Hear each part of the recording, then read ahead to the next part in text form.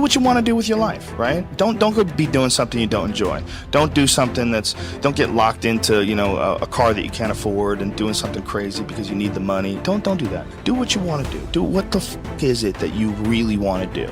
Because if someone else is doing it, you can do it, you know? I mean, everybody makes their own path through this world, but a lot of people don't follow the path that they really feel pulled to. You know, there's, for whatever reason, they got negative programming. You know, when they were kids, someone told them they couldn't do it, or told them to take the shortcut, or take the short route.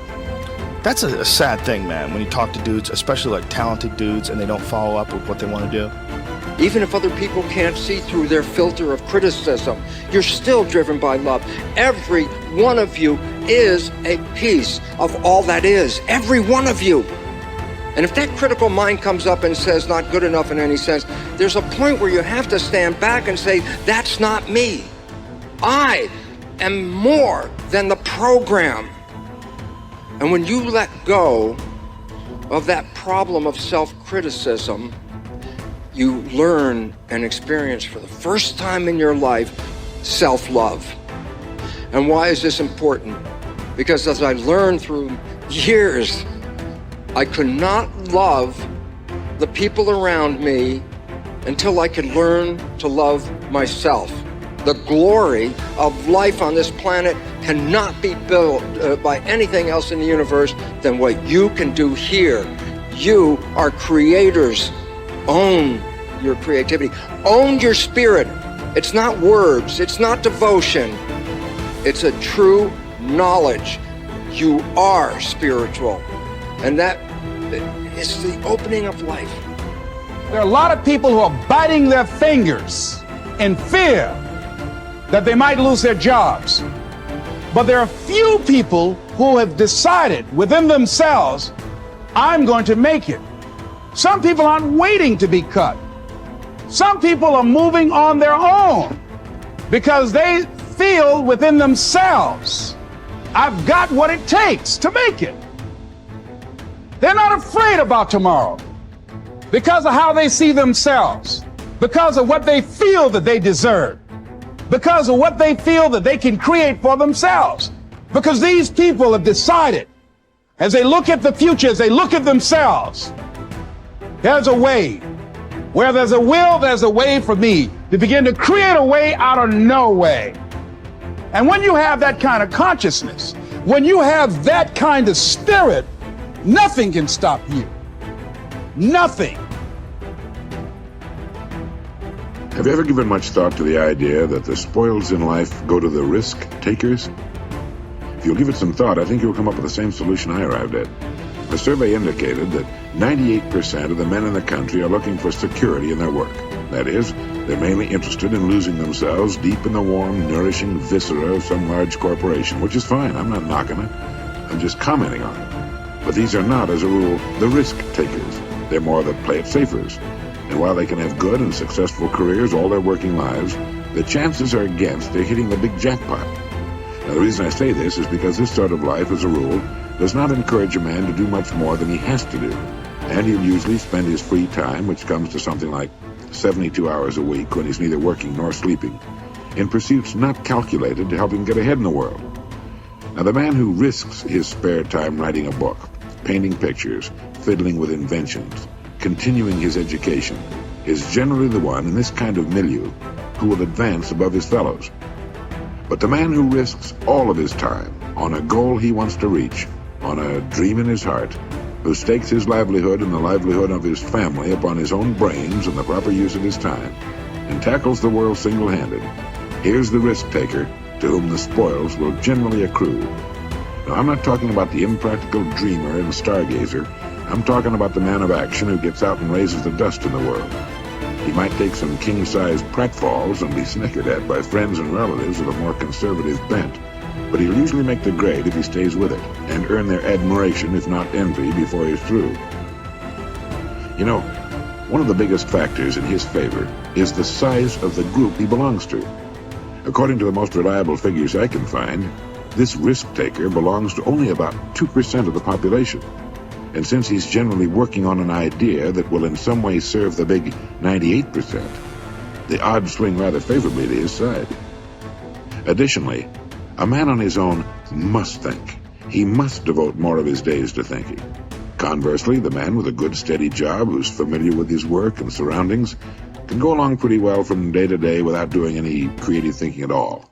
And as I said, we have a tendency to do no more than we have to.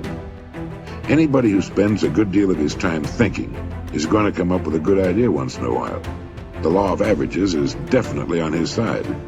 And if you think about it a minute, you realize that he only needs a few, maybe only one really good idea to make it big. Now, the more you think about it and analyze it, the more it makes you think that what appears to be the risk taker really isn't nearly as big a risk taker as you might imagine. The cards are stacked pretty well for him from several important standpoints. But as I said in the beginning, the spoils definitely go to the risk taker. Life is full of hidden contradictions. One is that the man who thinks he's playing it safe really isn't, and the man who seems to be taking the greatest risks, considering the law of averages, is playing it safest. If you just make a decision, it can be sometimes the day that starts you on a brand new journey. Now, some decisions are incidental and some are small and some, are part of a working day. But sometimes decision making can be one of the most important days of your life. Maybe a decision you've postponed, and now you understand the penalty of postponing that decision. You've got to do something, and finally you come to the conclusion, today is the day. I now decide.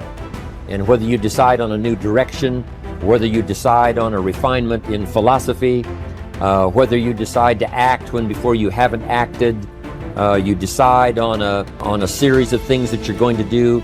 Deciding can be such an incredibly important, very exciting, inspirational day. Also, deciding sometimes starts the process of lifting our self-esteem. Sometimes when you look back on it, the day that you decided was just about as exciting as the day when you finally accomplished the project. That when you finally made the decision, you finally got the monkey off your back, as we say in English. You finally, got through whatever barriers kept you from making that decision, and finally you made a decision. And now it seems like the sky is blue and the air is clear and your mind is ready. The adrenaline starts to flow, things start to happen to you from that moment of decision. So that can be an incredible source of inspiration. Now, if you don't follow through, it's not going to last all that long. If you decide and then, postpone and you decide but you still don't get to it for a week or a month or a year, soon all that energy and that source of inspiration is all dissipated. So deciding is inspiring, but not for that long. But once you decide, it can be a very powerful day. But now, of course, you must follow through. But if there's some things you've been postponing, some decisions you have just, hadn't gotten to, I would ask you to just, take out your journal and just go through, what have I been postponing that's not going to be better for my health? It's not going to be better for my future. It's not going to enhance my finances. Maybe a problem needs to be solved. I got to decide when I'm going to do it and how I'm going to proceed. I need to get to it. I promise you, if you'll go through some of that list and start making those decisions, your inspiration will start to flow, and those could be very critically important, exciting days. Indecision is the thief of opportunity. Indecision means the door is still closed. Indecision means the opportunity waits. Indecision means what could be is postponed or may never be. And those are all the penalties of indecision. And sometimes we can't make a snap judgment. We can't decide immediately on something so important. But after a while, we must understand sometimes the heavy penalty of putting off our decision making. So, one source of inspiration, deciding. Nothing is so embarrassing as watching someone do something that you said could not be done. People who embrace possibility thinking are capable of accomplishing tasks that seem impossible because they believe in solutions. When you believe you can do something difficult and you succeed, many doors open for you. Big thinkers are specialists in creating positive, forward-looking, optimistic pictures in their own minds and in the minds of others. If you embrace possibility thinking, your dreams will go from molehill to mountain size, And because you believe in possibilities, you put yourself in position to achieve them. The winners in life think constantly in terms of I can, I will, and I am. Losers, on the other hand, concentrate their waking thoughts on what they should have done or what they don't do. If you believe you can't do something, then it doesn't matter how hard you try, because you've already lost. If you believe you can do something, you have already won much of the battle. The first step in becoming a possibility thinker is to stop yourself from searching for and dwelling on what's wrong with any given situation. Sports psychologist Bob Rotella recounts, I tell people, if you don't want to get into positive thinking, that's okay. Just eliminate all the negative thoughts from your mind. Whatever's left will be fine. If possibility thinking is new to you, you're going to have to give yourself a lot of coaching to eliminate some of the negative self-talk you may hear in your head. When you automatically start listing all the things that can go wrong or all the reasons something can't be done, stop yourself and say, don't go there.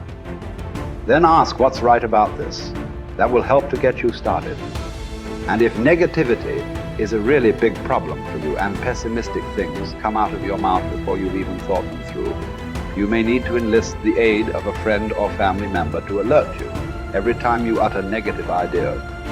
One of the best ways to cultivate a possibility mindset is to prompt yourself to dream one size bigger than you normally do. Let's face it, most people dream too small. They don't think big enough. Henry Curtis advises, make your plans as fantastic as you like, because 25 years from now they will seem mediocre. Make your plans 10 times as great as you first planned, and 25 years from now you will wonder why you did not make them 50 times as great. If you push yourself to dream more expansively, to imagine your organization one size bigger, to make your goals at least a step beyond what makes you comfortable, you will be forced to grow. And it will set you up to believe in greater possibilities. Most people want their lives to keep improving, yet they value peace and stability at the same time. People often forget that you can't improve and still stay the same. Growth means change. Change requires challenging the status quo. If you want greater possibilities, you can't settle for what you have now. When you become a possibility thinker, you will face many people who will want you to give up your dreams and embrace the status quo. Achievers refuse to accept the status quo. As you begin to explore greater possibilities for yourself, your organization, or your family, and others challenge you for it, other possibility thinkers across the country and around the world are thinking about curing cancer, developing new energy sources, feeding hungry people, and improving quality of life. They are challenging the status quo against the odds. And you should too,